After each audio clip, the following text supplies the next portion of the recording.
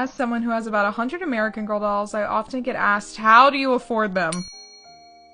At $115 a pop, American Girl dolls are quite expensive. I think it's important for me to point out that about half of my collection is from my childhood, but still, about 50 dolls is a lot. And a good majority of my collection, including my childhood dolls, are from the secondhand market. When I say the secondhand market, I'm talking about websites like Mercari, Facebook Marketplace, eBay, etc., etc. I personally have had the most success with Mercari and Facebook Marketplace. You can get some really, really good deals. And you can get even better deals if you purchase TLC dolls, or dolls that need some tender, loving care. These dolls are in more of a beat-up shape, but if you don't mind fixing up dolls, then this is a great option. I do have some videos on my profile showing how I fix up these dolls, and there's some great videos on YouTube as well. Also, on Facebook Marketplace, I love it so much because often you'll find people selling doll stuff that don't really know what they have.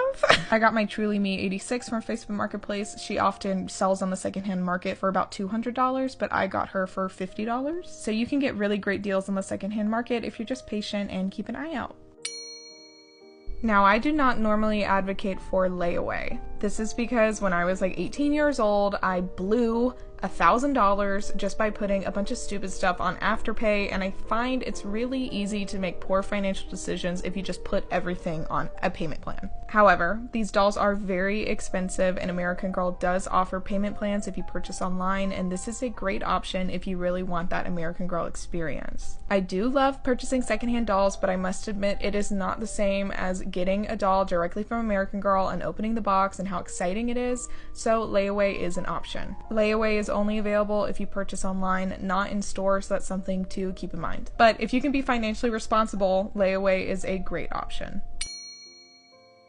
I put thrifting last because this is so hit or miss. The last time I found an American Girl doll at a true, genuine thrift store was 2011. However, I do know there's a lot of people that do find a lot of success thrifting and find dolls quite often, so this is an option. It's just pretty hit or miss. And at consignment stores like Once Upon a Child, I often find American Girl dolls at Once Upon a Child. The problem is that they know what they are, so they're often not priced the best.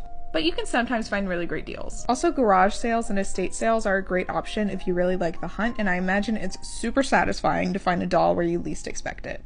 Overall, collecting American Girl dolls is a really expensive hobby, but this is just kind of how I try to make it more affordable and accessible for myself. I must admit, ever since I moved close to an American Girl store, I spend more money directly at American Girl than I would like to admit, but I still mostly stick to these methods to grow my collection into what I want it to be, while also not completely draining my bank account. I really do believe in making collecting more accessible, so I hope these tips helped you. But let's be real, I don't need any more dolls.